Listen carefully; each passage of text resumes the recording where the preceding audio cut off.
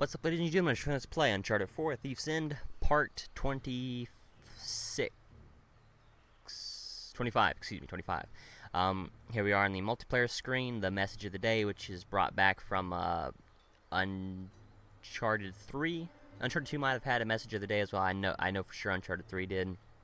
And this is talking about the patch 1.08, which was a big patch for when it come out. There was they added a lot of things, and we'll touch on those things here. I wanted to go ahead and read this off before before continuing on and talking about what they didn't have before patch 108. So in patch 108, they added a leveling up system, which basically added levels, which wasn't in the game before. Level XP is earned from in-game score, completing matches and medals. So medals made a return in the game. Basically just getting so many kills, getting kills, getting the first kill, getting a kill after, like if you threw a grenade and you died and then you kill that person, you get like an afterlife medal, just different medals or, different things like that would give you medals, just like Uncharted 2 and Uncharted 3. Uncharted 3 actually added a lot more medals to Uncharted 2, and a lot of those same medals they brought over to Uncharted 4 multiplayer. Level icon is only visible to friends and party members. They may change that, they may not, but so I can't sit there and look at someone's level and they can't look at mine. That's kind of where multiplayer games are going. Overwatch kind of has that same. Actually, no, wait, maybe Overwatch doesn't have that. Maybe that's KD. My bad. So forget that level icon. I'm not sure why they would do that. Actually, games might not have been doing that for a while. Forget I even said that. So, rewards for leveling, relics, vanity chests, hero. So this is again what they added. Relics, vanity chests, hero weapon chests, one-use booster chests, mystical hats, and masks. So that's for leveling up. I haven't gotten any of these things. I don't believe. I know I haven't gotten any hero weapon chests. Actually, I might need to look and see. I don't know. I don't know how to find those actually. Ranked team deathmatch. Updates removed rank party restrictions, so what that means is in the lobby for ranked team deathmatch, if you played with a party, like if you came in to a lobby or the lobby search section, I'm not sure what the official term for that is, with one or more people, that would be considered you were in a party and you would all play on the same side. I believe the game would make it a priority to make all of your friends your teammates instead of kind of separating you into different teams or like filling roles in the teams or whatever.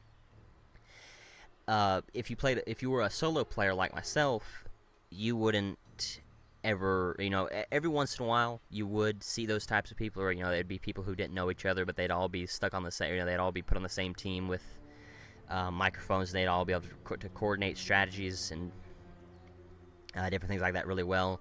But I never saw a party per se, but now since they removed that restriction, I have seen a lot more of those. They added the apprentice class, which I'll talk about in ranked team deathmatch. The master class, ranked rewards season 1, which will last 60 days.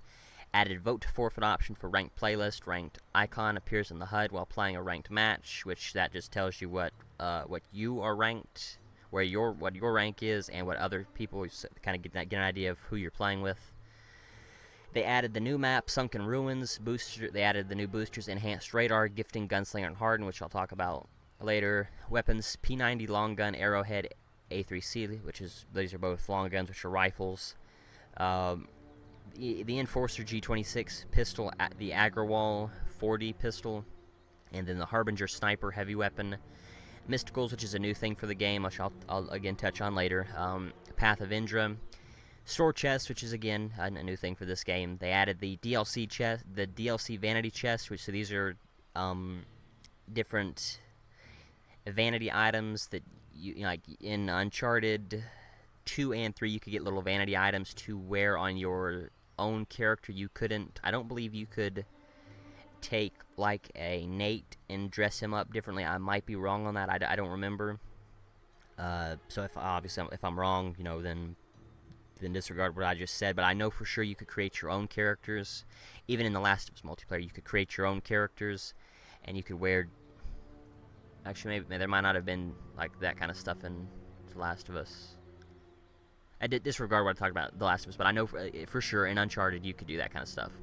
This game you can, but so they added new things in the DLC vanity chest, the DLC premium vanity chest, the DLC gameplay chest, which is where you get the weapons like the P90 and the pistol, the guns, the pistols, and the boosters, which is what you would get out of the DLC gameplay chest, and then the loadout point chest, which that was something that they added in The Last of Us.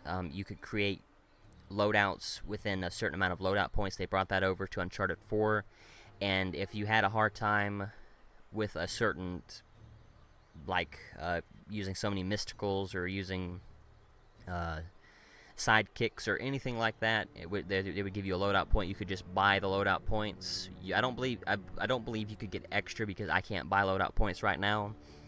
It would just help you unlock those so that you wouldn't have to go through the get so many kills or uses with a certain type of item to be able to unlock the loadout point. It was kind of tedious to do, so that just kind of helps out new players. They added new store bundles, customization items, offline relic bonus, challenges for new content, and then the trial Path of Indra trial, which I'll again touch on that later. Additions, relic wallet cap of 10,000 relic points, touch on that later. Weapon mod, icons to the in-game HUD, 29 new medals to Team Deathmatch, ability to purchase items directly from customization and loadout menus, which is definitely a really nice thing because it keeps you from having to go to the store and to go through a whole lot of trouble when you just want to buy something with Uncharted points, which I'll talk about again later. Editable, customized loadout names, update to the dialogue system and lines of Sidekick. So each character got new dialogue, each playable character, and then the sidekicks also got new dialogue as well. Aim sensitivity, sliders, acceleration, speed, ramp, and power scale, which all that does is just kind of mess with your aim sensitivity. New private match options, option to turn off Uncharted TV, which was something I believe they had in Uncharted 3. They brought the Uncharted. They introduced the Uncharted TV. You can turn that off now. Change the number of matches required to play ranked team deathmatch from 10 to 5. I thought you only had to play 3. What I remember at the beginning of the game, you had to play 3 regular team deathmatches before you could even play ranked team deathmatch. So I don't know why they jumped it up to 10 and they brought it back down to 5. It might have been 5. I don't remember. I believe I played the multiplayer 2 days after the game came out, so that's been quite a while. So that's everything here on the message of the day. These challenges, you can see you get one new one every day, and then you can have up to 3 every 3 days. After the 3rd day, on the 4th day, if you haven't completed one of these challenges, you will not get a new challenge, and you'll lose that opportunity to get a new challenge on the 4th day. So it's definitely a very smart idea to at least clear one challenge every day or every 3 days to make sure that you get that last challenge to fill that empty slot. It's totally up to you, obviously, but you can see for today's challenge, it's use these mines to get 10 downs. I have 7 now, 7 of the 10. But we'll kind of look at... I'm not going to play any gameplay now. I'm just going to talk about every aspect of the multiplayer. Then I'll probably end up doing a match later on. You can see down here in the bottom right, the purple little symbol there. Those are the rank points that you get for winning matches, completing daily challenges. Right now I have 1,770. If I complete that challenge, I'll get past 2,000, I'll talk about the significance of that later. The Uncharted points, you can buy those for real world money, kind of similar to mobile games, and buying their premium currency. You can do that with Uncharted points, which will allow you to... The Uncharted points, you could buy characters that you didn't have unlocked, because during the beta, you could play as every character except from the other games, with the exception of, I believe, Salim, Tenzin, Ramses. I think basically all you could play was Elena, Nate, Sully, Chloe, and maybe Cutter. And for the bad guys, you could only play as Marlowe, uh, Harry Flynn, maybe Talbot, possibly Navarro, and Roman. I don't remember the beta come out during December of December of 2015, so I don't remember for sure. You definitely couldn't play as Rafe or Nadine or any of the Shoreline people like you can now. But that's what the Uncharted points do. They would help you unlock. So at the beginning of the, to start off with this multiplayer, you can only play as Nate, Elena, Sully, and maybe Sam. Chloe, Cutter, Salim, and Tenzin were locked. You couldn't play as them. You had to unlock them either through vanity chests or using the Uncharted points. And on the enemy side, you could only play as Rafe, Nadine, Orca, and not the two Shoreline guys who would show up in the cutscenes a lot. I believe it was Orca actually said, sorry ma'am, when he was pointing the gun at Nadine when Rafe, when it found out that Rafe bought Shoreline's loyalty, basically, away from Nadine. And who were locked was Navarro, Roman, Marlowe, Talbot, Lazarevich. You could actually play Lazarevich in the beta as well. Ramses, and I believe that was it. I believe that's all who were locked. I'll look at the list again, and that will help kind of refresh my memory. But you can see detail here, or detail view. I'll pull that up. You can look through and see what you have next to unlock. I basically have everything unlocked, other than heavy weapons. I don't use those at all, so that would be what I have to unlock next. The Condor shotgun, which I actually did use a couple times in the single player. It's a decent, every gun works a lot better in the single player than they do in the multiplayer. And you can see I'm level 25, and I have 3,900 points right now. I need 24,150 to rank up again. And then you can kind of see what challenges you have and all that. And you can cycle through. You can see next heavy weapon unlock, and you can cycle through the different rifles and pistols and different things like that. If you have them, I have basically everything other than the heavy weapons unlocked. So that's why you can't see those. So we'll put that away now. So you can see this is Fine Match, Private Match, the Trials. I'll look at these. The introduction one, which you can only play on Moderate, which you actually ran through this when you done the beta for Uncharted 4. They would actually make you play this first to kind of get used to the new things that they brought. The grappling hook and the different kind of play style for this. They actually, this is what you played first, and you can see here. Each of these things are different things you can use in the multiplayer. So, and there is a trial for it, and this is for winning these trials, you can see the reward is relic points. So and there was a trophy for doing every single trial at the time. Getting all of those on the easiest difficulty, on the moderate difficulty. So that's why every one of these is on moderate, and I haven't bothered to go through just because I don't feel like I need to to do any more of these. I might go through and do all these. I don't know. There's a lot of them. I'll have to think about it and see, but you can kind of get an idea. Just kind of getting you used to the different things. Different things that they've added. I don't remember the values. I believe everything was basically 50. I think you got 50 relic points for doing all this.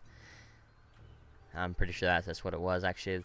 Yeah, so you can see 50. The new Path of Indra. I haven't done that because I wouldn't use that, but I'll look at what it does. But you can see you get 50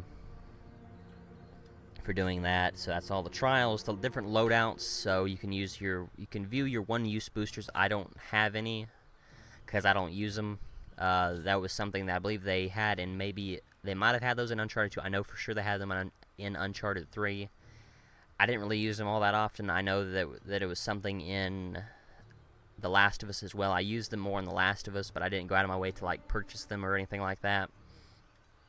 But loadouts, you can see you have your presets. So this would be the assault, the AK-47, the Raffica, the grenade, the Wrath of El Dorado, the purples are always mysticals, and then the gold weapons are always the heavy weapons, and then the parting gift 2, those are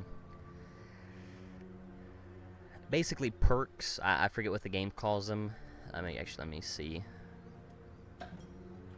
Okay, boosters. So that's what they're called. So they're boosters. I did read that off, and I forgot what they were named. But boosters. That was something that they added in The Last of Us that they brought over for here. But you can see that the assault loadout has the AK-47, the Raffica, the grenade, the Wrath of El Dorado, RPG, and Parting Gift 2 booster.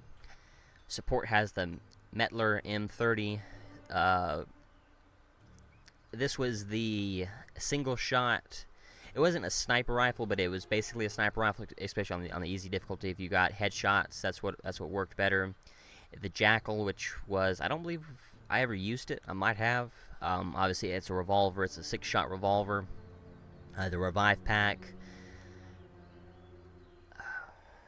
The Revive Pack gear, the Staff of AR Manco.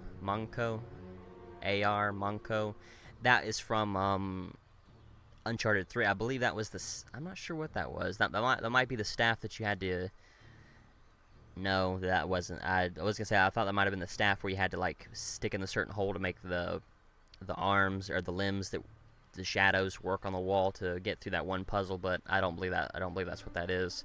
And then the Savior Sidekick, the Sniper Sidekick, Helping Hand 2, and Endowment 2 boosters.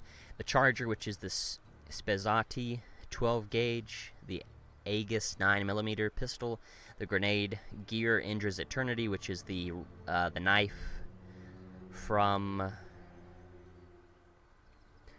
I'm pretty sure that's from Uncharted 2. That might be from the PS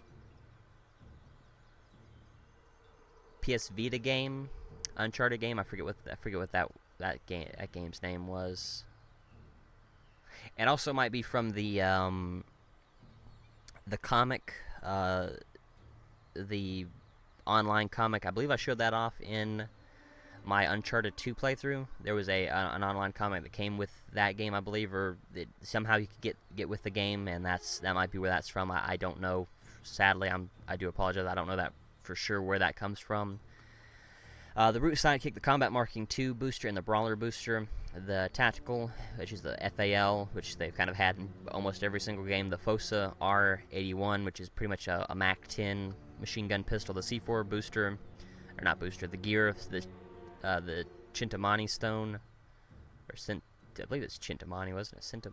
Chintamani, I believe. So obviously that's from Uncharted 2.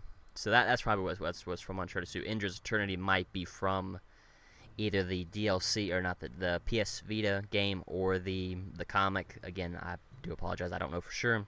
The Baroque, however you pronounce that one, 44. That was actually the last pistol I had at the end of the game. The Hunter, the Baroque 44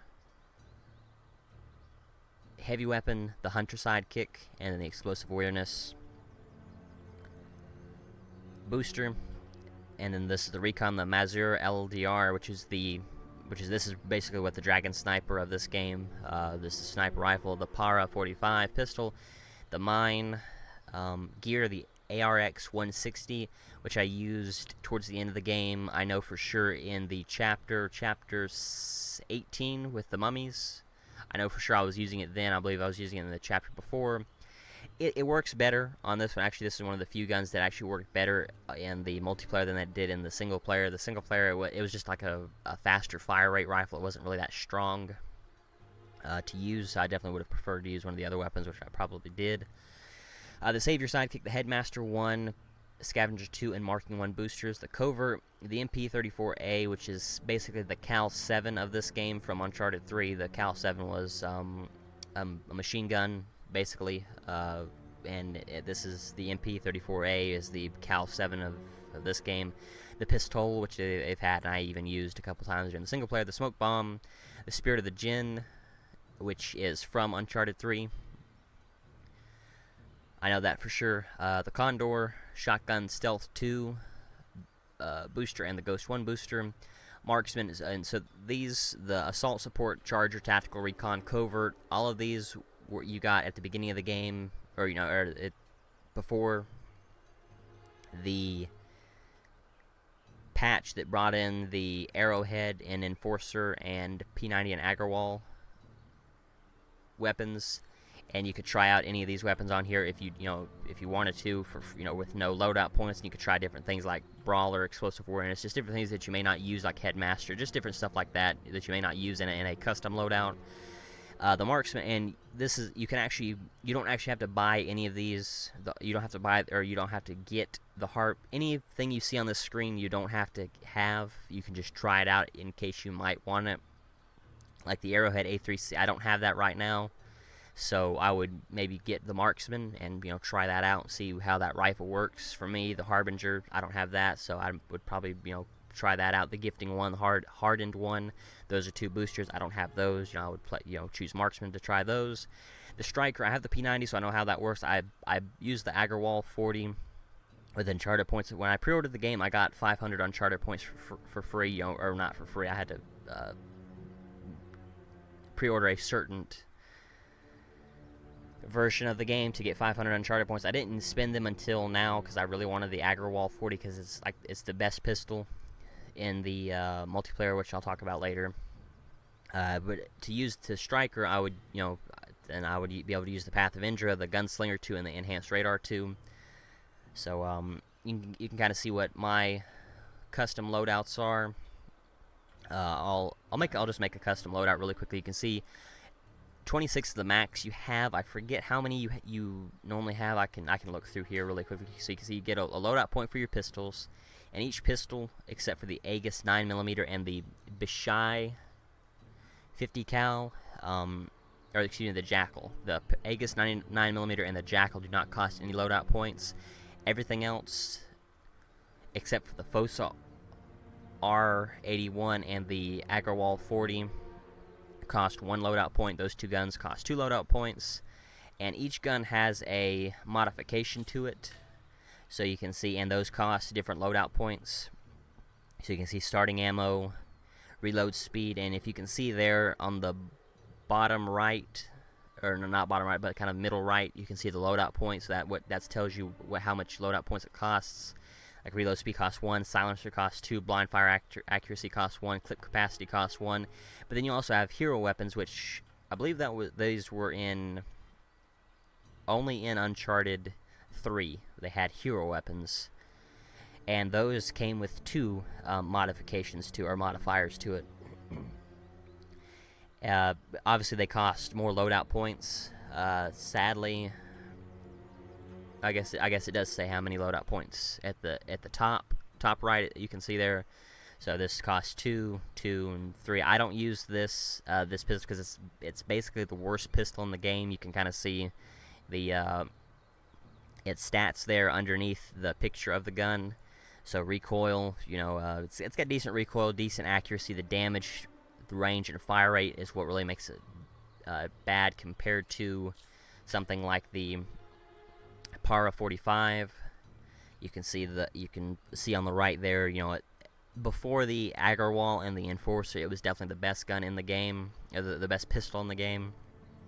And it has starting ammo, reload speed, silencer, clip capacity, blind fire accuracy, and then you have Sully's Para 45, which costs 4, Nadine's, which costs 3, and you can see what it has. Sully's has starting ammo and silencer, Nadine's has starting ammo and clip capacity, and Sam's has reload speed and clip capacity, and his costs 3, Nadine's costs 3, Sully's costs 4. And then the Rafika, you can see it. The recoil is pretty decent, accuracy is very good, but it's a 3-round burst pistol, so that kind of reduces its use by quite a bit. It is still a decent pistol. I was actually using it before I switched to the Agarwal. It's a decent one. I prefer the Para 45 over it, but it's still decent. You see the damage. It's got a moderate amount of damage, so it has starting right. And all of these modifiers cost or you have to get a certain number of downs. So like to just get starting ammo, you got to get 15 downs. You can see there on the bottom right how many downs I have. I have 12 downs with this pistol, and how much it costs for each one. You can also see the loadout points there. So starting ammo costs 1, hat takes 15 downs, 30 downs costs 1 loadout point.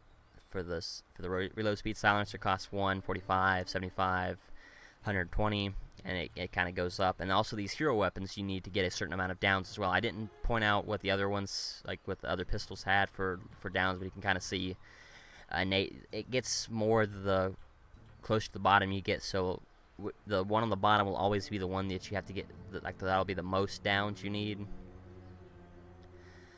for whatever you're trying to use. This one, like I said, this is a machine gun pistol. It's actually a really decent one. It does, you can see its range is terrible. So if you wanted a single fire, thing you could, like a pistol you could use for long range, I would definitely say the Power 45. But if you wanted something you could just kind of like run in there and hit fire with, or if you're hanging on a ledge and you can like shoot over the ledge with this one, I would definitely suggest using the Fosa R81 with the accuracy on it. But you can see. The damage on it is bad, so it basically takes the entire clip to kill someone. Basically, I mean, you'll have a couple bullets left, but you'd want to reload immediately anyway. So that's why it's not as decent. It's just the fire rate's really high, and so that's what makes it better. But you can see Sully's, Drake's, Rafe's, Elena's, Nadine's, and Sam's will be the last. And you can see 750 for Sam, 625 for Nadine, Elena's 525, 425 for Rafe, and yeah, you can see I have 355, and I've already unlocked. You can see the different loadout points. I'm not going to call them out. If I go a little bit too fast, obviously you can kind of keep pausing. I know that's a pain. I hate when people do it, but I don't want this to be too long because there's a lot to look through, and I don't want to take so much time. That you're just pointing out different little things that are meaningless. The pistol I don't believe I've ever used. Yeah, okay, yeah, you can see I don't have any downs. I don't use it. It's actually right now, as the time of this recording, it's actually a decent pistol. You can kind of run around and just keep blind firing people with it because it basically takes 2 shots, maybe 3 shots to down someone, and the reload speed's pretty fast on it. But it's basically you can see right there, double-barreled pistol shotgun. It's actually better than the shotgun long rifle in the game, but you can see the different modifiers you can have to it, and then the hero weapons, if you want to use those, it doesn't have. I think the only characters that's missing is Sully and Nadine for that one, and then the Jackal, which I had to use for I don't remember why I started using it. Maybe I thought it was decent for a little while, because it is. You look at the stats on it, it's actually pretty decent, but it's mid-range, and the fire rate is kind of slow on it. And even though the accuracy is high, it's not that accurate. You have to kind of control where you're shooting, other than like the Power 45. You can just kind of almost just keep firing with it. The Jackal, it is kind of, it's a heavier gun, a heavier firing gun, so you need to be a little bit more accurate with it. So that's why I stopped using it after I got to 27 downs. But you can see the different, recoil. Obviously, recoil would help out quite a bit. It doesn't look like it on there, but it would help out quite a bit. Almost filling up that bar would be perfect for it. And you can see the hero weapons here. Everyone's hero weapons, and the different downs that it takes, and the different loadout point prices. Obviously, it doesn't cost anything, but once you add hero weapons and modifiers, that's when it costs. That's when it costs the loadout points. And this one, I think I needed to get 20 downs with it for a what do you call it? Daily challenge. So that's why I have 20 downs. I hate this. I hate using this pistol. There was a pistol like this in Uncharted 3 that I used during the single player, but I didn't use it during the multiplayer because it just, it's I don't like sniper rifles anyway. I don't like using sniper rifles, and I definitely don't like this one. But you can see, so this is new, a scoped-in radar. Obviously, this has a scope on it that you have to look through every time you look at the pistol. Actually, maybe not. Maybe no, you do. Yeah, you can't look out. You have to look through the scope on it, and the scoped in would, I believe, a radar appears while scoped in, so that would be decent. The scoped in radar, but so that's the first time you've seen that. You'll see it also on the other pistol or the other sniper rifles, but I don't like using them, so I don't use them unless it's for like a challenge or whatever, a daily challenge. So you can see the other hero weapons there, and we'll look at from the Aegis to the Bishai 50 cal. Those are the weapons that you had at the start of the game, and you had to unlock these. You had to get so many downs to even unlock these. So you had to use like the two pistols that you had at the start of the game were the Aegis 9mm and the Para. But you look at the stats and you can see that the Para is so much better. So why not just go ahead and use the one loadout point, because it definitely helps trying to unlock all of these. These two you had to find them in the loadout or the DLC gameplay chest, so you didn't have to get any pistol downs for those. And then you got a loadout point once you unlocked this. Actually, you might have only had to like unlock a couple, maybe to the pistol, or it was either the Fossa R81 or the pistol. I don't remember to unlock, but you didn't have to unlock every single gun in the game basically to get the loadout point, which is nice. So we'll look at the Enforcer. It's a very fast rate of fire pistol. You can see the recoil is very nice on it. Accuracy, the damage isn't quite as good. I've actually never used it before. I stuck with the Agarwal, but I'll probably try it out at some point. But right now I don't have anything, so you can see the loadout points that everything costs, and Sully, then all of the hero weapons that are associated with it. Starting ammo and reload speed, huh?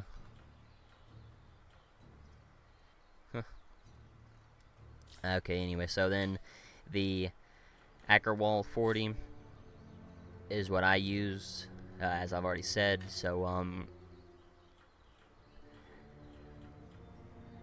you can see its stats. While its recoil and accuracy aren't as good as the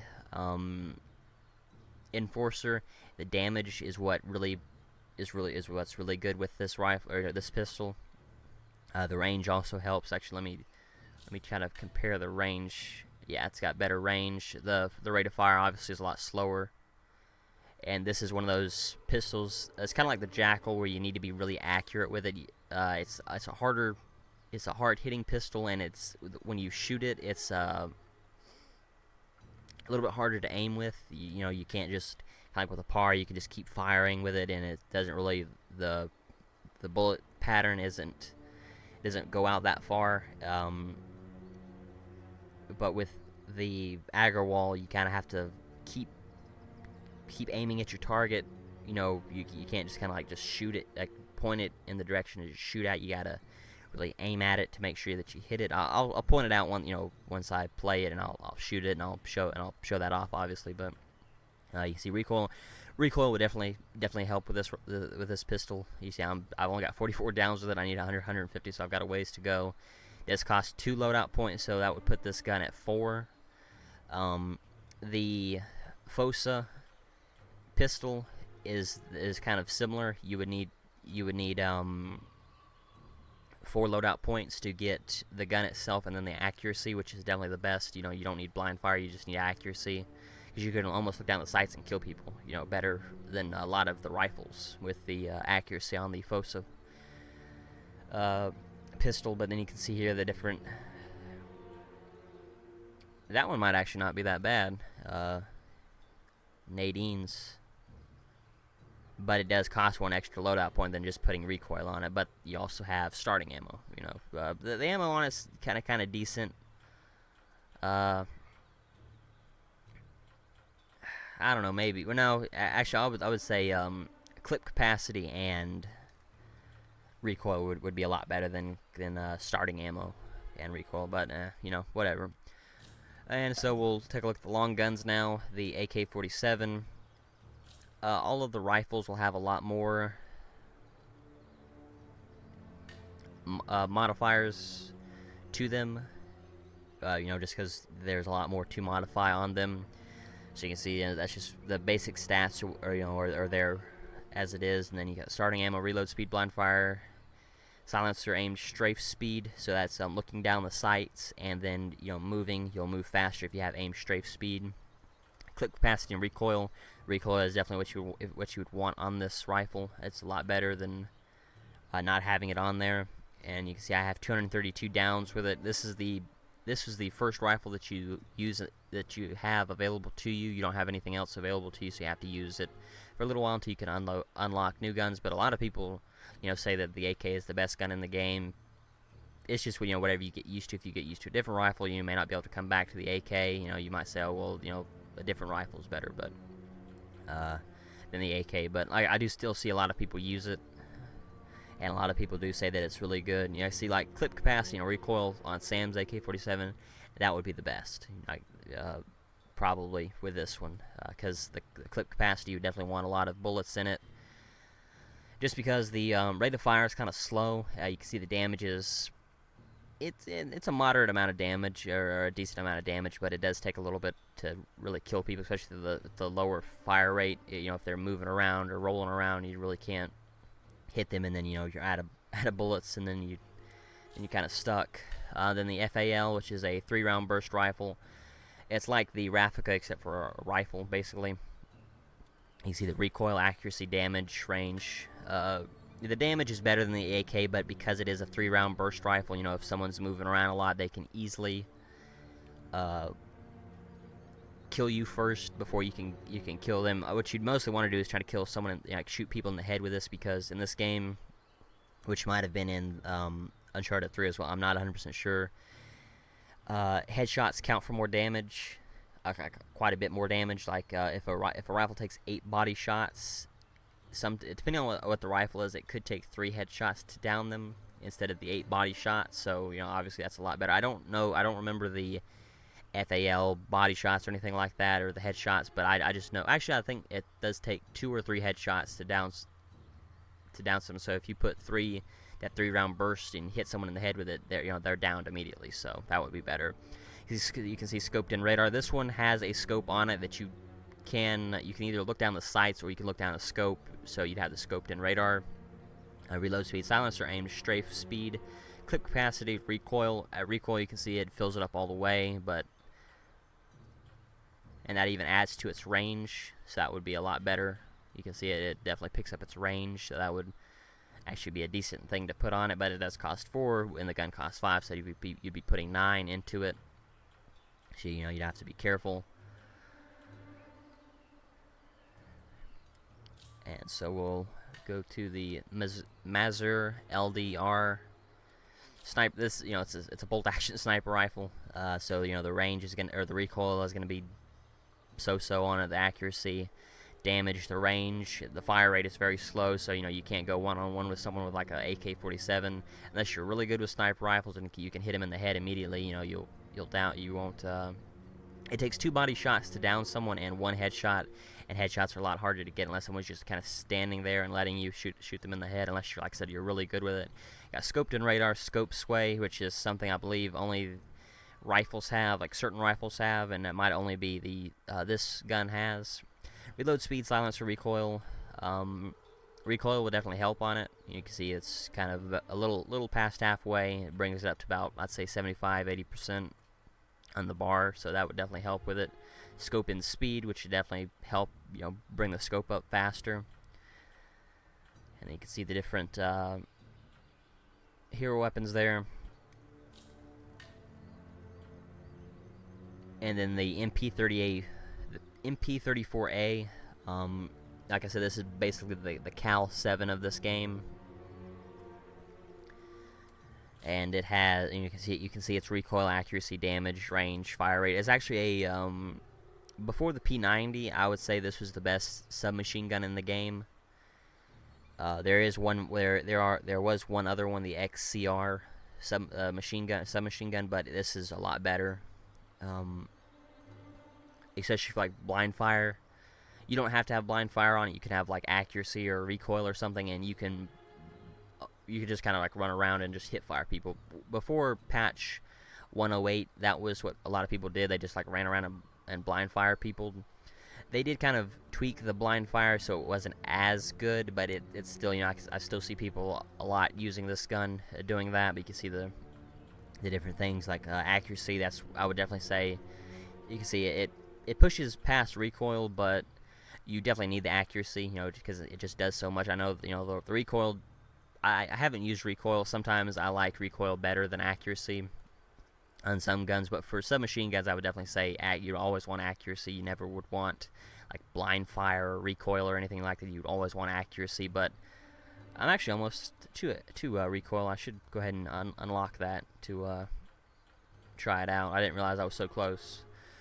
But then you can see all the hero weapons with it. At blind fire accuracy actually wouldn't be that bad with Drake's MP34A. Starting ammo recoil with Sully's, but yeah, Drake's would probably be the best way to go if he's going to use a hero weapon, but it costs 13, and you only have 26, so you have to build around, what you have with all of these guns.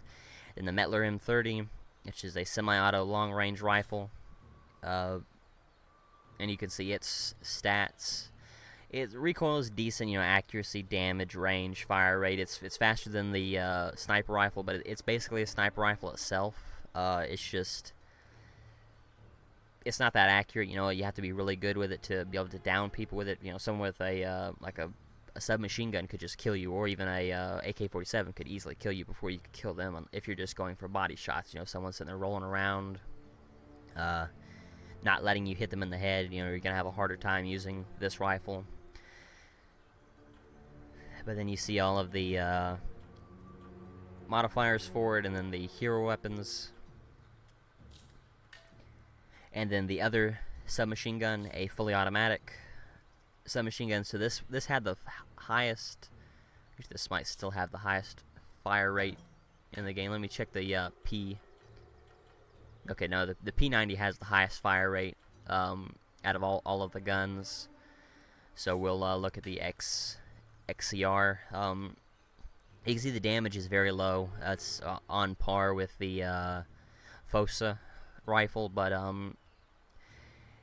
it's not a bad rifle. Especially if you can kind of get a couple of headshots in there. I believe this is one of those rifles that take 8 body shots and 3 or 4 headshots to kill someone. So if you can get a couple body shots, to kind of like let the recoil bring you up to the head, bring it back down to get a couple more body shots, you can easily kill people. You can see I have everything. I have 646 downs with it. It's just at a certain point it just stopped being useful, so I switched away from it to a different rifle. But you can see I had accuracy on it. I did try recoil, but I didn't like it. I preferred accuracy over it. I did try it. I did give it enough time to try it, but you can see just how much that accuracy adds to it. The recoil adds a lot, but accuracy, especially with a submachine gun, works just so much better than recoil, and it costs 2 loadout points. That was also a bonus. But then you have Elena's XCR race on all the other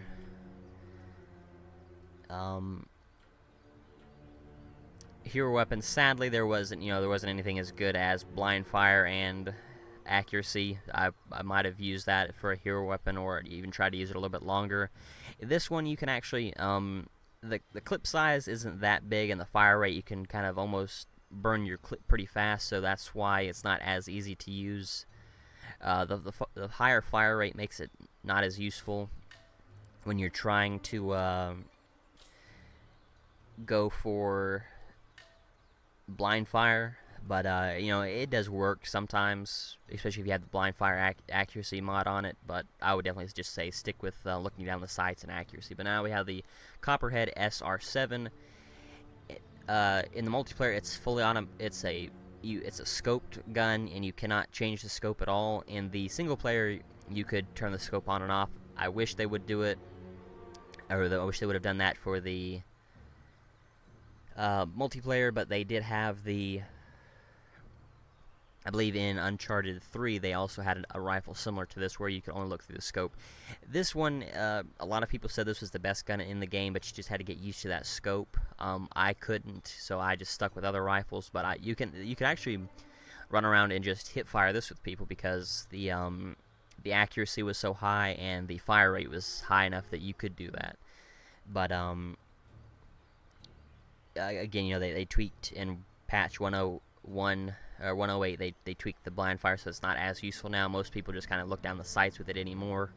But I still see a lot of people use it compared to the other rifles. You can see scoped in radar again, scope in speed, so that definitely helps if you're getting shot. Oh wow, the damage actually goes up. The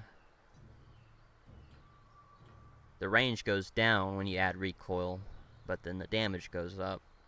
That actually might not be that bad.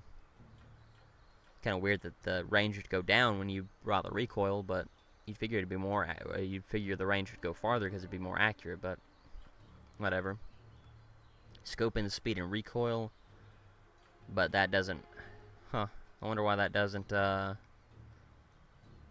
affect the damage or range like recoil does. That's odd. Yeah, so there you go. There's that. Let me see this.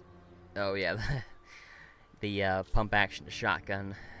Hate this thing. I've had to use it several times for trying to do daily challenges, and it is the worst gun in the game. It's actually if you're really good with shotguns, it's decent, but the clip capacity, I think you only get like 4 shots with it before you have to reload with it. Because it is a shotgun, you can reload 1 shell and then immediately shoot, but then you have to reload again, so you'd want to try to reload at least 2 or more.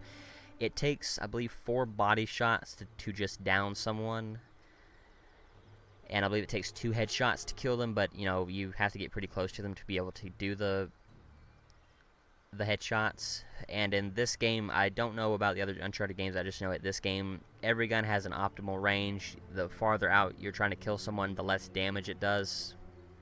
So, and this, you know, the shotgun, you have to get really close to someone, but even then, you know, if someone has a submachine gun, they can just immediately blind fire you and kill you before you be able to kill them. So that was, somehow I got to 70, but, you know, that's just how many times I've had to try to deal with it to use it for different daily challenges. But you can see the other things, the hero weapons with it. So we'll, then the HS-39. This is my favorite rifle in the game, or in the multiplayer. I definitely like it a lot. I think I have everything. I've used it so much. I've everything unloaded with it, or unlocked with it, because I use it so often. This is my go-to rifle when submachine guns aren't working. I definitely want to use this rifle, and I always use recoil with it because it's a lot better. You can obviously see there's not an accuracy modifier. That would definitely help. If there was an accuracy, I would probably switch to accuracy, but recoil just works so much better. Or I can't say that because there isn't an accuracy, but recoil works so well with this rifle that I wouldn't use anything else. I wouldn't use the silencer. I wouldn't use nothing. It does cost 4 loadout points. That does kind of hurt, but it's definitely, you know, this gun is the best in the game. For if you look at assault rifles, you know, compared to the AK-47, this is definitely the best of those 2 rifles with recoil. You see the fire rate's higher, the range is better. Actually, let me look at that. Actually, I can compare the 2. Okay, let me see. Okay, you can see that's with blind fire. I was just kind of trying it out. You can see what the accuracy is. The damage is higher with the AK-47, but then the higher fire rate. I think the range might actually be better. They might be. I think the range is better with the HS, but the recoil is better. Or yeah, the starting recoil is better than the HS-39, and the accuracy is higher on the AK, but the damage is also higher as well, but only by just a little bit. It's not. It does. You know, obviously that does count. You know, but it's only just a little bit. But the range and the fire rate, and then you add recoil. In my personal opinion, it's definitely a lot better than the AK-47. But just kind of go through. You don't look at all the modifiers, aim, strafe, speed.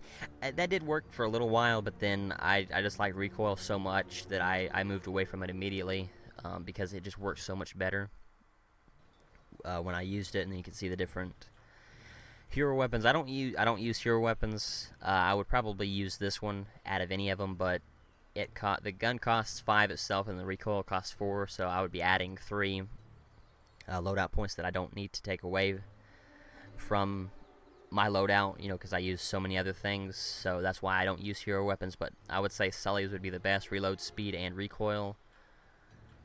This gun doesn't take that long to reload, but reload speed would definitely be a lot better. Trying to up the reload speed. I was kind of trying to get an idea whether recoil was different. I think it's the same, but whatever. Yeah, I said I really like the HS-39. That's my favorite rifle in the game. And then you have the M14 Custom, which is a semi-auto long-range sniper rifle. I believe this was in the game to start off with. I don't remember though. I don't believe this is something that they added, or it would have showed up. So I believe this is something that they've had at the start of the game. Scoped in radar, scope sway, scope in speed. Recoil probably would. I've never actually used this rifle, and I haven't seen too many people use it either. So I don't know how well it works. Looking at other people use it, I think most people just stick with the Mazur LDR compared to this one. But yeah, you can look at that. And then the P90. When I pre-ordered the game, I got a certain bundle, or not bundle, like a multiplayer pack that I got this gun for free. I had a whole bunch of relic points because I had used all the relic points to get everything in the multiplayer at that point. So I had a whole bunch, and I spent them all on the DLC pack. Because when the patch first came out, there was a couple problems with the patch, and that multiplayer pack, I think it was the triple pack is what it was called. Everyone wasn't getting it at the start, and I immediately pulled this gun, so I wasted the relic points for nothing. Sadly, I didn't get reimbursed, but I'm not worried about that at all. But anyway, so you can see it's a fully automatic submachine gun. The damage, I believe, is worse than the XCR, so that does hurt. The fire rate is obviously the highest in the game. The accuracy is pretty decent. For submachine guns, is actually pretty decent. The recoil, not too bad. The damage is what hurts, because you empty your clip trying to kill someone. If you get a couple headshots in there, obviously that does help. But you're basically emptying the entire clip into someone before you can kill them. And the range isn't as good, so that doesn't help with the accuracy. I would use, if I was trying to go, like long range, I would use an HS-39. Submachine gun, you'd want it on the tighter maps, or like tighter. If everyone's kind of using submachine guns, you would want to pull out a submachine gun to kind of try to counter them and kill them a little bit better. But you can see everything. I use actually, what do I use? I'm pretty sure, I believe I just unlocked recoil and I didn't like it, so I used accuracy. I believe that's what I stick with, is accuracy, just because it makes it, because it does kind of have a weapon, like a bullet pattern to it, a circle, like a fairly decent circle. But if you use accuracy, it makes it a lot tighter. The bullet pattern makes it's a lot tighter, so it works a lot better. So you can see I have 370 downs with it. I haven't had it that long. It hasn't been that long since I believe it's been about a week and a half. Let me see, what is today? About 9 days since patch 108 come out at the time of this recording. So I haven't had it that long, and I haven't gotten a chance to use it that long, just because the damage is what hurts on it. I've not done well with the P90, and immediately switched to the HS-39, and just immediately done well. You can feel just how much better it is. So I've been kind of moving away from this gun, but I still do try to use it every now and again. And you can see the other ones. I would definitely say Nadine's would probably be actually, No, clip capacity and accuracy. That would be the best. Sam's would be the best out of every one of these. I have to really look at the other ones. Just the accuracy and clip capacity would definitely be, if you're going to use a hero weapon, that would be the best to use.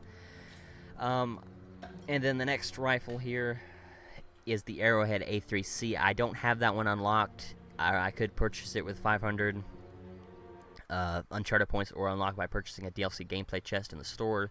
So I can't show it off. I can't even pull up what the modifiers are for it, because if I hit X, you know, that'll make me buy it. So sadly, I can't show that off. But so that's all the rifles. Yeah, this video's getting kind of long. You can see there's 4 different categories here. But we'll look at El Dorado. Throw this totem to summon the El Dorado, which launches specters that seek out and damage nearby enemies. It costs 800 in-game dollars, and it costs 5 loadout points. And you unlock these by just using it. You don't actually have to get like downs or anything with it. You just use it, and then it works. You can see the screen there, and you kind of get an idea of how it works. So you highlight targets. Opponents are highlighted upon receiving damage from your Wrath of El Dorado, which, and it costs 1 loadout point, so that's 5 plus 6. You know, plus 1 is 6. The faster specters, I don't know. The Wrath of El Dorado obviously has a time limit that it lasts only so long. I feel that the faster specters almost make it come out faster. You can kind of see what like what that costs there. Like if you watch the,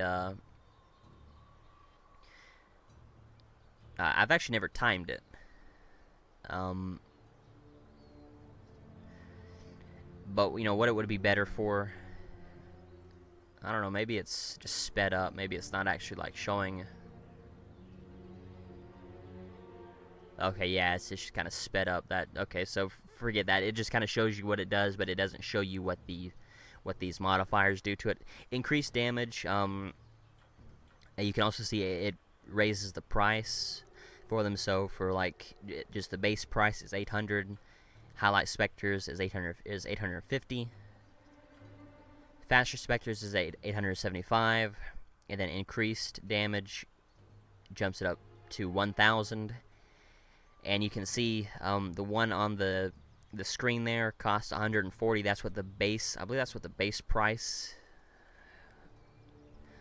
Yeah, that's what it goes up to. So it goes up from 800 to 1,000 to 1,400, and then you add you add 50 to that, add 75 to that, and then you add 200 to that. So that's, and plus the 3 loadout points, which would cost 8 altogether. I have used the Wrath of El Dorado with the increased damage, but like I said, it just costs so much that I don't use it all that often. But I always use the Wrath of El Dorado. It's definitely the best out of all the for my play style. Out of all of the mysticals, it is the best for my play style. So yeah, this is actually a better screen, so I can point out. This is from the first game, second game, third game, fourth. Actually, third game. I don't know. Maybe that might actually be. It's either the Staff of A or Monko or the Indra's Eternity. One of those is from the PS Vita game, and the other one is from that digital comic. I don't know which, but we'll look at the Chintamani Stone. Channel the power of the Chintamani Stone to revive downed allies. So in this game, you can see there, if you get downed, which is if you lose all of your health and then you get down instead of dying immediately, you get downed, and then someone can either run over there and pick you up, or you can use like a Chintamani Stone or a Revive Pack, which I'll talk about the Revive Pack once I get to it, but the Chintamani Stone immediately picks up people. I've never used it. I don't know how I got full revive for it, though. As you can see, actually, I might have used it for a daily challenge, but you can see uses. I'd have to use it 100 times just to get increased range. I don't know how I got full revive for it. Yeah, but it costs 400 in game. And then you add 50 and 1 loadout point for that, and then 200 and then 3 loadout points, which would cost 7 and would cost 600 for each use. So, like I said, I don't use it, but healers use it a lot. And then the staff of AR Manko, I believe is how that's pronounced. You can see on the map there, it sends out pulses on the radar, placing enemies on radar for a short period of time, which is definitely very helpful. A lot of people run around with it. I don't use it, but it definitely helps. And it costs 400 in-game, 250 or $25 for the increased duration, which the duration of your staff is increased by 15 seconds. Radar shows you and your team which direction enemies are facing while staff is active with the directional arrows, and the highlight targets highlight opponents for yourself while your staff is active, and costs 50. So you can see this doesn't cost as much, and the loadout points is actually pretty decent on it. It costs 2, and then to just do this one it would cost 4, so that's actually pretty decent with this mystical. And then the Spirit of the Djinn. Activate the power of the Djinn, rendering yourself invisible while rolling or jumping off a rope swing. You can kind of see what they're doing on there and how useful it is. I've had to use it for daily challenges, and I didn't really like it. I preferred just like rolling, but you can see you can get across the ground a lot faster than you would rolling, so that helps doing like that. But I don't believe they're playing against real people. I believe they're playing like against bots to show that off. So that's why he's not immediately dying. But it's actually pretty easy to to kill someone using it, but it does work for evading people pretty well. So it costs 500 in game, 3 loadout points. Add 125 and 2 loadout points for the increased duration. Djinn duration is increased by 25%, and each KO extends its duration by 5 seconds. And then the faster movement, add 75 and 2 loadout points to this one. Your run speed is increased by 30% while Spirit of the Djinn is active, which is actually pretty decent. You see I've had to use it 18 times for 2, I believe I had to use it 9 times for 2 daily challenges. Indra's Eternity, throw to create a field which slows all enemy movement, and you can see on the screen there what it does. And everything that the enemy does, if they throw a grenade in that field, the grenade, it takes a while to go off. You can see rolling is very slow. Their firing is very slow. Like if you watch Sully shooting, like his bullets while they're in the field are very slowed.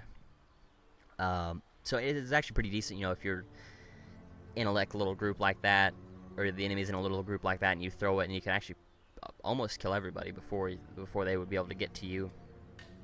And then we'll look at the modifiers. It costs 700 in game, 4 loadout points. Slowdown increase, slow down your enemies by an additional 30%. Add 75 and 2 loadout points to that.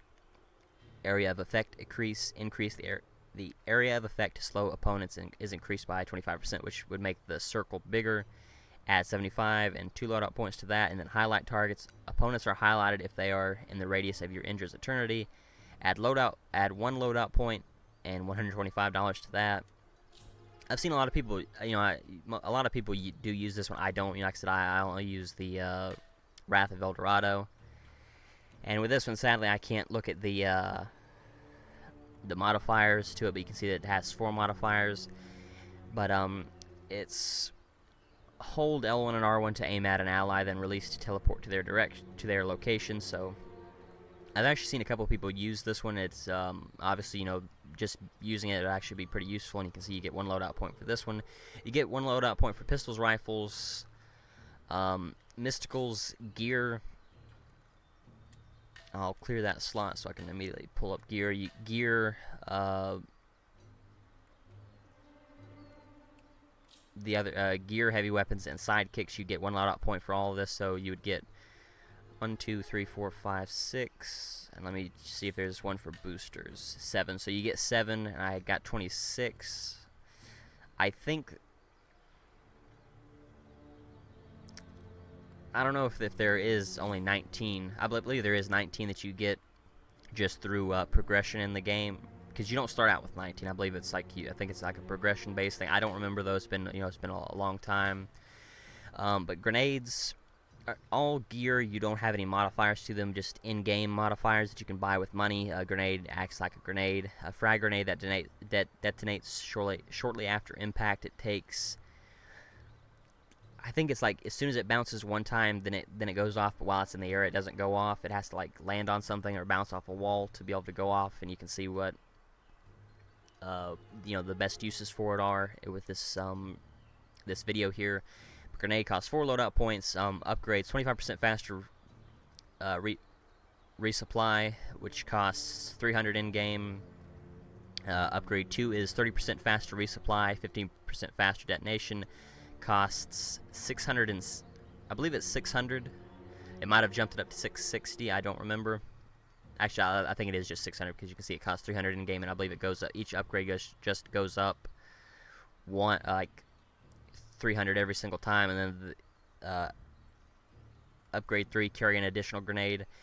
They swapped upgrades 2 and 3, so upgrade 2 would have been carrying an additional grenade, and then upgrade 3 would have been 30% faster resupply, 15% faster detonation, which that does kind of stink. I liked, because what I would do is I would upgrade the grenade twice just to get 2 grenades, and then I wouldn't upgrade anymore, but sadly they changed that, so now I can't. The revive pack, The revive pack, throw at a downed ally to revive them, and you can see here, you have to get it pretty close. You can't just like kind of throw it in their general direction. You have to almost hit them with it. You don't have to hit them with it, but you have to get it pretty close to them. It costs 2 loadout points, 200 in game. Upgrade 1, 15% faster resupply, carry additional revive pack. Upgrade 2, 50% faster throw speed, larger revive range. Upgrade 3, faster revive time, revive allies to full health, and 30% faster resupply. And then smoke bomb, which I hate people using smoke bomb just because it clouds your own vision. It does cloud the enemy's vision, but then it clouds your own vision and your teammates' vision, and then it's really hard to you really can't. It never works out that well. Obviously I believe these are bots, like I said, that they're playing against, so it never works out that well unless you get really lucky. But it costs 1 loadout point, $200 in game. Creates a dense smoke field after detonating. Upgrade 1, duration of smoke increased by 50%, 15% faster, 50%, 15% faster resupply. Upgrade 2, 30% faster resupply. Carry additional smoke bomb. The mine detonates when an enemy passes by. Short throw distance and recovered with triangle, so you can pick them back up. But the throw distance isn't that good. I have seen people try to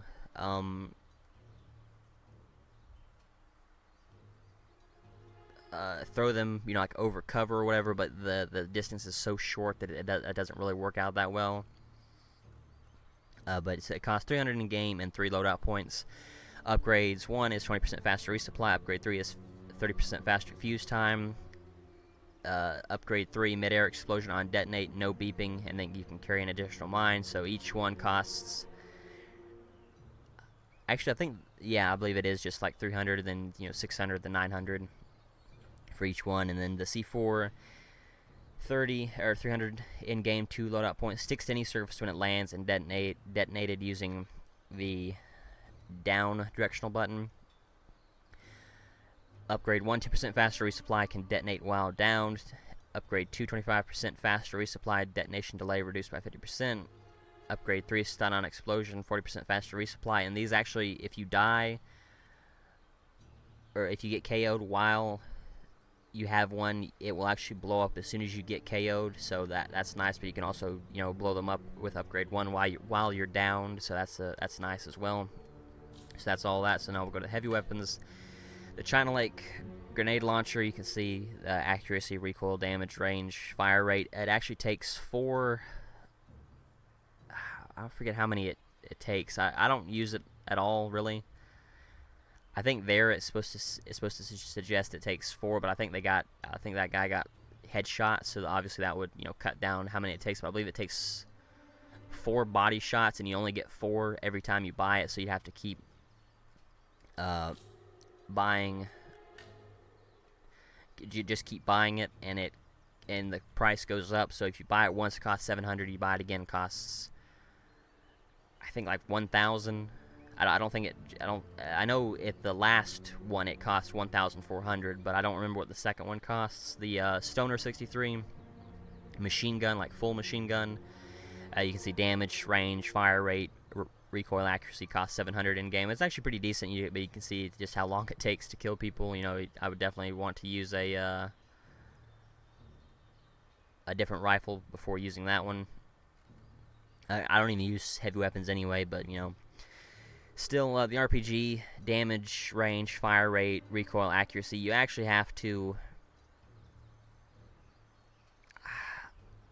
I don't know. I've tried to use the RPG for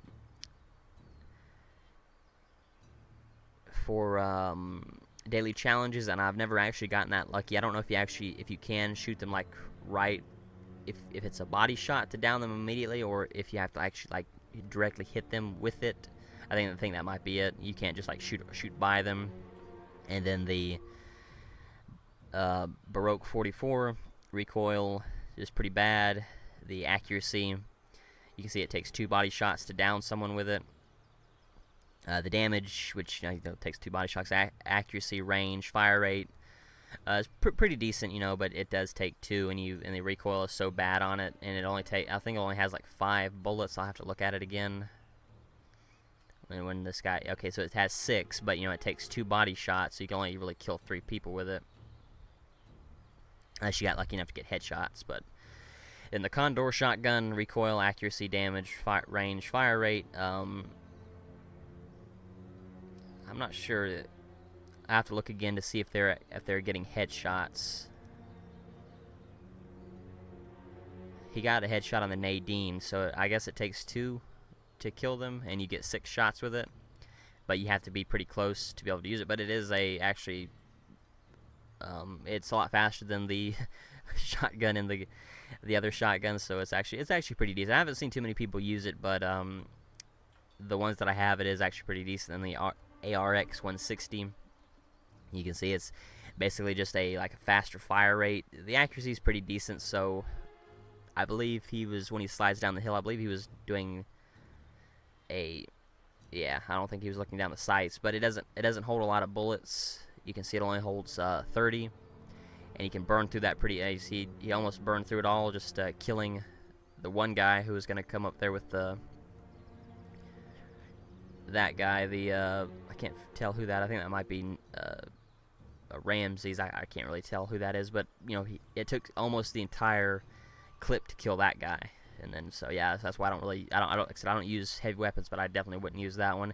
In the Harbinger sniper, sadly they won't show a picture of it, but you can kind of get the damage, the range, the accuracy, the recoil. I've actually seen a lot of people use this one as their main sniper rifle, and it does work very well. It can almost, I believe it. Obviously, all sniper rifles are, as soon as you shoot someone in the head, they die immediately. But I believe it only takes 2 body shots, but I might be wrong. It might just take 1 body shot. But then you get a loadout point for that. I believe you got a loadout point as soon as you unlock either the RPG or the pistol. I don't remember, but you can see you don't need to unlock everything to get to the loadout point. So we'll clear that slot, and we'll look at the sidekicks.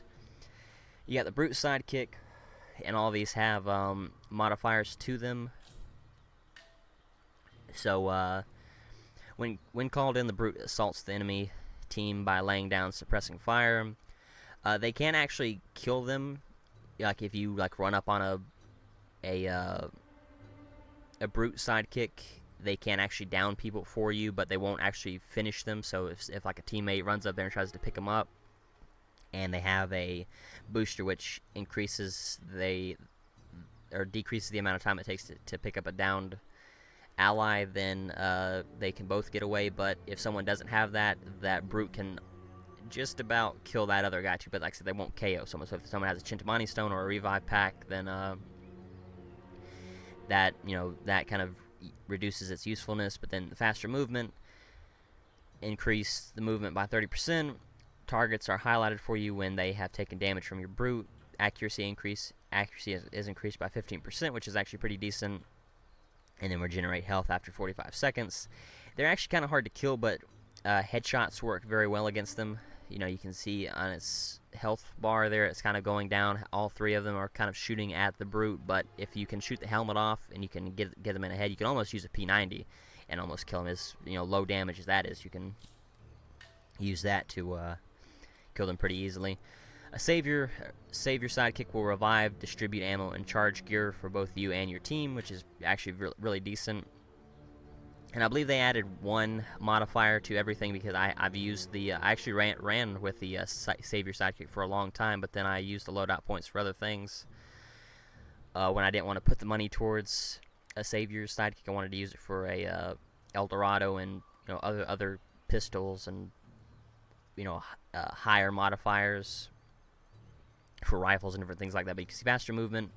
Movement is increased by 20%. Toss revive packs, which is actually pretty decent, because you have to get kind of close to a savior sidekick, especially if it's not your own. Will follow you around everywhere, but if it's a teammate, you have to kind of get close to them before they'll come and get you. But they will throw a revive pack towards you if they're not close enough to you, and that can start the reviving process. Then they'll still come up and get you. And then health is increased by 35%. They're actually pretty easy to kill, and they're not. The AI isn't the smartest with them. They'll kind of like stand around in the open so that the enemy can kill them immediately. They do have a pistol, so they can shoot back, but they're not that good with it. It's a single. I think it's like a Para 45, but I've never actually been killed by or downed by one before. I've actually been able to down them pretty easily.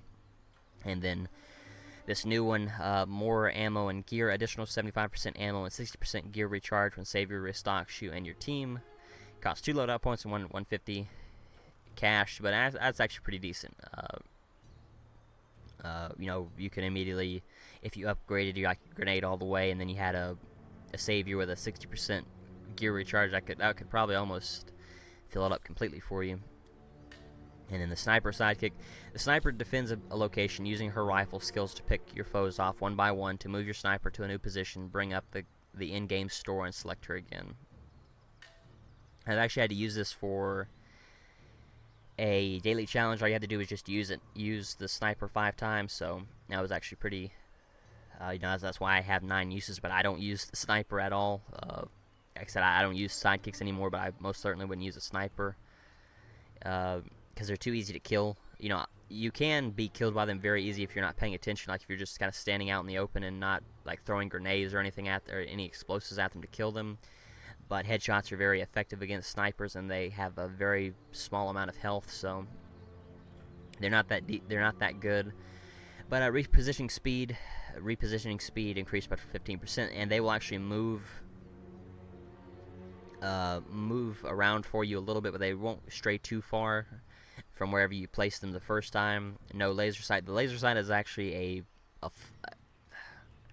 a flaw with the sniper sidekick, because it goes pretty much across the entire map. It won't go through buildings, but if you're on a big open map, the laser sight will go all the way across the map, and you can always, like I said, it won't go through buildings or walls, but if it goes through a hole in any of those, you can see it. You can always see when an enemy has one, or obviously the enemy will see if you have one. So that's actually pretty decent. No laser sight.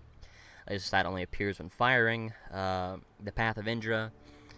On a reposition command, the mystical Path of Indra is used to teleport within 3 seconds. And then health regeneration, regenerate health after 25 seconds. And then the Hunter sidekick. When called in, the Hunter tracks down enemies and puts them in a chokehold right for the KO. To have your Hunter follow you, bring up the end-game store and select it again. What a lot of people do, I've actually seen a lot of people use Hunters, like a lot of people use them compared to like a Brute or whatever, and you can see they'll find the enemy for you, and then you just walk up and basically kick the enemy, and it immediately downs them. And Hunters are really hard to kill. You can break free, but you have to like punch them 4 or 5 times by holding the triangle button to break the hold of the Hunter, and they have a fossa on them, and it damages you while you're sitting there in the chokehold. And if you don't move away fast enough, the Hunter can immediately down you with the pistol. So they're actually really good. The Hunters are. So no explosive stun. No stun will occur no matter what type of explosive damages the Hunter. Your hunter can sneak up on foes without making breathing noises. That is actually one way to tell when a hunter is around you, by the breathing noises that they make. Longer grapple. Opponents take 3 additional hits to escape a grapple. Your hunter's target is highlighted at close range. I haven't seen too many people use the longer grapple, and I'm not sure if they, which ones of these they've added and which ones they've had for a little while, but I haven't seen people use the longer grapple too often. I think most people either don't use modifiers or stick with the no explosive stun because it's really easy to stun. You damage them and then you stun them, and you can just pull out your pistol or your rifle and immediately kill them really easily. And so that's that with the purchasable type. So we'll go to the boosters. I know this is a really long video. I might go ahead and end this here, just kind of like talking about the weapons and everything, and then I'll go to the store. I might cut that up into 2 videos just because of how long this is taking. The Helping Hand increases speed and effectiveness of reviving. Helping Hand 1, revive allies 20% faster, which is the base what you use. Revive Helping Hand 2. Each of these boosters cost an increasing amount of loadout points, so you have to obviously pick which one you want to use. Loadout point wise, Helping Hand 2, revive allies 33% faster, increase move speed while reviving by 25%. And then Revive 3, revive allies 50% faster, increase move speed while reviving by 25%, and heal an ally back to full health when you revive them. This is what I use. I used Helping Hands 1, but then as I unlocked it, and you unlock it through uses, just reviving allies, I always run with Helping Hand 3, even if I have to use like a certain combination of things for like a daily challenge that would eat up loadout points for like whatever rifle I wanted to use. I always make sure I use Helping Hands 3 before I use anything else. Marking. Mark enemies by aiming at them and pressing L3. Marking 2 marks last an additional 3 seconds. Outline marked enemies. Enemies near you enemies near your target are also marked. So that's actually pretty decent, but I don't use marking, so I can't take advantage of that. Down but not out. You have 30% more health when in the down state. Press square to move faster. To move 30% faster while down.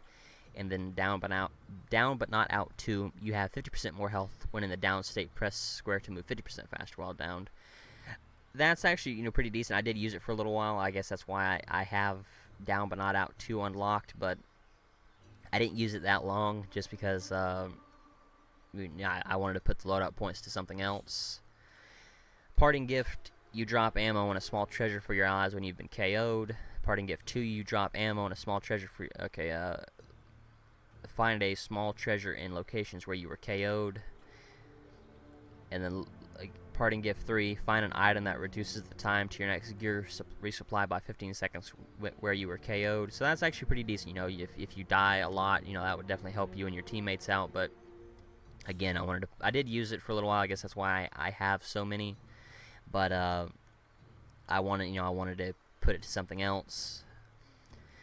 Stealth, enemies don't see you during their spawn fly-in, cannot be marked by sidekicks, cannot be marked by enemy players, cannot be marked by staff of A or Monko, which is actually pretty decent. Like I said, I've already talked about how useful that mystical is. Stealth 3, it does cost 6 loadout points, but that would actually be pretty useful. I don't use stealth, so it doesn't matter for me. Scavenger, get an additional 25% ammo from ammo pickups. Pick up ammo from 12 meters away, which is that would actually be pretty decent. But again, I don't use it. Get an additional 30% ammo from ammo pickups. Pick up ammo from 30 meters away.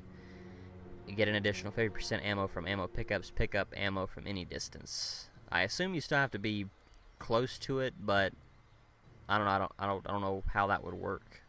But that's actually pretty decent. But you can see I've never used it before. Brawler, quicker recovery time after whiffing a charged melee attack. After downing an enemy with a charged melee attack, your next attack charges faster. Gear resupply reduced by 10 seconds. After a melee down, gear resupply reduced by 3 seconds for every melee hit. You can see I have melee, 14 of them. I think I had to use that for I didn't have to use this booster, but I had to use melee, a charged melee attack for a daily challenge, so I wanted to use this to see if it would help. It didn't really, so So that's why I don't use it anymore. Cash drip, increase passive cash drip by 33%.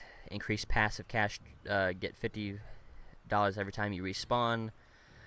I did use this for a little while, but then it just wasn't enough, you know, especially for the 3 loadout points and the 5 loadout points, so I just quit using those. Explosive awareness. Enemy C4 mines are outlined for you when you're within 5 meters of them.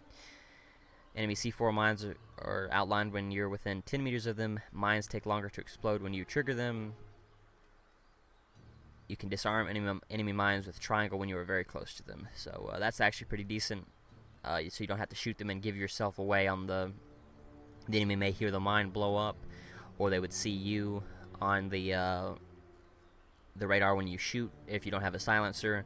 So that would actually be pretty decent. But you know, again, I don't use this, so but it's actually that would actually be pretty decent. So combat revive 1, increase revive range by 100%. Time to next gear resupply reduced by 15 seconds every time you revive an ally. Blind fire while reviving. That would actually be really good. I use combat revive 1 just because I have to pick up enemies a lot of the time, and you know they're either not in the best place or they don't get to you that fast, and you want to try to pick them up pretty easily. So that's why, you know, increase your revive range by 100%. That actually is really helpful. I would, you know, blind fire while reviving, that would actually be really useful, but you know, I don't want the loadout points. I use combat revive 1 because it only costs 1 loadout point, so that's, you know, it works for me.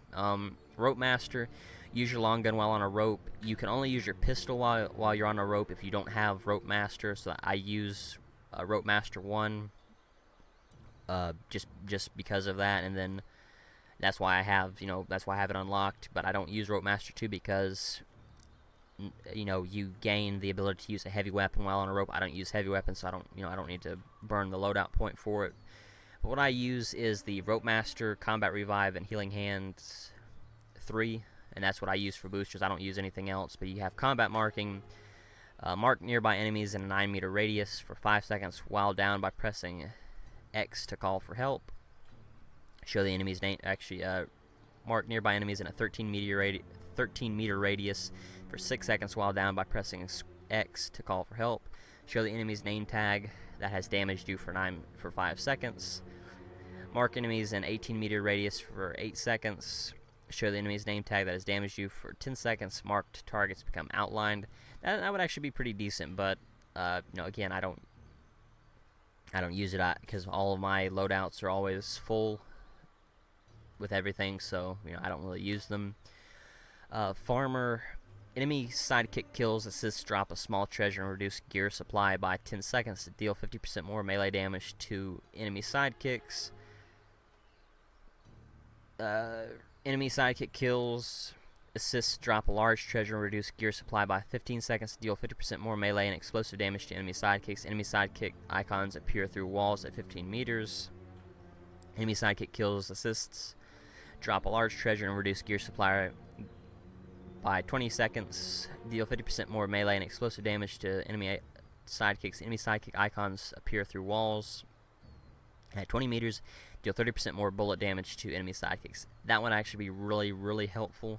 For you can see the hunter outline there, but for brutes, everything that would work. If it didn't cost 5 loadout points, I would definitely think about using these just to get to that 30% more bullet damage, because I kill a lot of sidekicks, and that would actually be really helpful. So I'm just kind of get an idea of how many more we have. Endowment, find ammo where nearby allies get KO'd. Find a small treasure where your sidekick dies. Find a small treasure where nearby allies get KO'd. Mark on damage. Mark enemies with only explosive damage. Killing an enemy sidekick marks the owner. Marks last an additional 3 seconds. And with marked on damage 2, mark enemies with all damage, and then marked targets become outlined. I've actually seen a lot of people use mark on damage 3. Like, a lot of people use it. But you know, again, obviously I don't use it. Headmaster time to next gear resupply decreases by 10 seconds for each enemy you down with a headshot. Time to next gear resupply decreases by 3 seconds for any headshot. So that, you know, that would actually be pretty useful. I do try to go for headshots often, but you know, I use like submachine guns, which they're kind of harder. You need to get body shots. You can't really waste the time going for headshots, but that would actually be pretty decent with an HS-39 loadout or a slower fire rate rifle. Nimble hands, throw gear while rolling, throw gear 25% farther while rolling. That actually wouldn't be that bad. I think I've seen people use Nimble Hands 1. I might even seen people using Nimble Hands 2 before, but that's actually pretty useful. Ghost, your movement and actions make less sound. Charge melee is silent. I don't think I've seen people use this one before, but I might not have just been paying attention. And then the new ones I got gifting, and I got either, I think I got hardened from the triple pack, and then I got gifting through actually it was gifting I got through the triple pack, and then hardened was I got through a DLC gameplay chest when I got the Enforcer. I got both of those at the same time. Enhanced radar, so I can't see what these are. I don't think. Okay, actually I can. Increase radar range by 20%. Increase radar range by 50%. Radar shows directional arrows when enemies fire unsilenced weapons. That would actually be pretty decent, because I look at the radar a lot. I wish more people did as well. Swap weapons, 50% faster, reload your weapon 10% faster while rolling. Swap weapons, 75% faster, 25% faster while re-rolling, 100% faster, 50% faster while re-rolling. Reloading while rolling. And that's actually pretty decent. Damage wobble reduced by 20%. Damage wobble reduced by 35%. I don't know if I don't know if maybe it's just because I don't use scopes, but I don't know if I've ever like really experienced that damage wobble, so I'm not 100% sure, you know, if those actually work, or you know, or how well they work, or how effective they are. Gifting, press R3 on ally within 6 meters to give them a gear recharge, which immediately fills up the gear, recharges after 105 seconds for yourself, or probably just for that ally. Maybe just you get one use out of it, then you can hold an additional gift charge. With gifting 2, it cuts it down by 75%, and gifting 2 goes up to 8 meters, 10 meters, 75 seconds. I've actually seen people use gifting 3, but because, you know, this is these are DLC, these 4 are DLC boosters. Not everyone's using them, or everyone has access to them. So you know, you don't see a lot of this kind of stuff, like the DLC weapons. You don't see a whole lot of right now, but I'm sure, you know, as people continue to play the game and are able to unlock them, they will use them. But I'm gonna go ahead and end the video here, just because it's such a long video. And I talked about the weapons. Basically, I did talk about kind of, you know, this screen and the challenges and the trials and different things like that. But I would say I got kind of through most of it. So now I'm just gonna focus on the store and the next part. Actually, let me. Yeah, okay, I'm going to focus on the customization, the leaderboards, and the store, and probably the options menu as well in the next part.